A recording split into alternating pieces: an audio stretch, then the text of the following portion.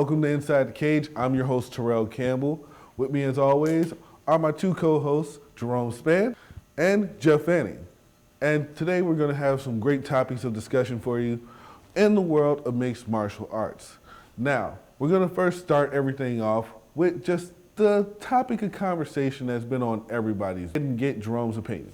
You know, it's quite amazing that an amazing turn of events, I should say, what happened with Anderson Silva. It's one of these things that truthfully you never see coming. You wonder, truthfully, if he cheated in the way that they say he did, because it's like there's this part of you that you're like, oh my goodness, how could Anderson, you know, the GOAT, the greatest of all time, be a guy that's getting caught on a drug test, you know, and not for something like, you know, marijuana like Nick Diaz. He got caught with steroids, and that's a serious problem. I mean, I have to ask questions about his recovery now simply because I asked the same questions about if that was why Chael Sonnen had the advantage on them on Anderson Silva in the first fight. So it leaves me with a great moment of pause and wondering to say, is it that he was feeling that he didn't have the edge anymore, or is it that he just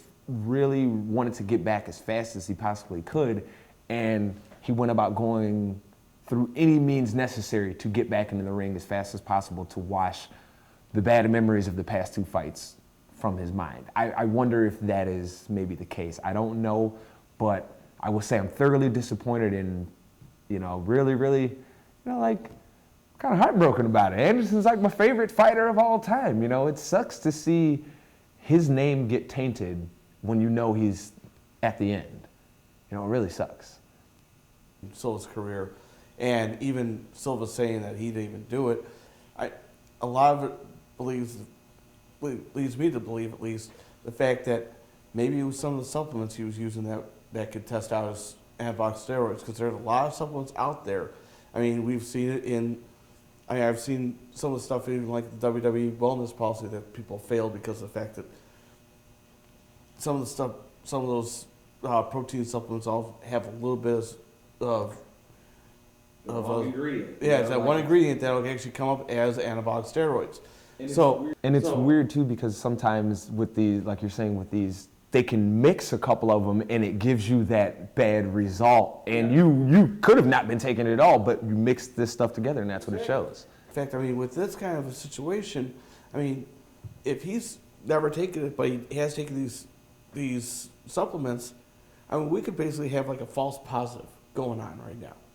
And does it suck for Silva right now? Yes, because the fact that right now that's also caused him to lose his shot at being one of the coaches for the new Ultimate Fighter show for Brazil. And now you've got people like Ronda Rousey saying now this is going to destroy the sport. I mean, she's spoken out about this whole situation. And, you know, but I agree with what you're saying. I mean, it makes you wonder, if he did, maybe he's not fessing up to the fact that maybe he's just in denial that he's like, oh crap, I got caught. And who knows? We'll see. I mean, my biggest thing is like just, I will wait and see for the final verdict for sure, but it's not a good look, period. Very good point, Jeff. Very good point, Jerome. Now, I want to chime in on this one as well. The fact that Anderson Silva tested positive, that was from a drug test on January 9th. Now, about 10 days later, they had another drug test on January 19th where he tested clean. So the question that really is which drug test should we go with? The one that was clean, that was 12 days before the fight, or should we go with the one that he originally tested positive for anabolic steroids? But that's not a decision up for any one of us. That's a decision left up to the Nevada State Athletic Commission and the UFC. But in the meantime, hey, I want everybody to stay locked inside the cage. When we come back, we're going to talk about the greatest woman fighter of all time, Ronda Rousey.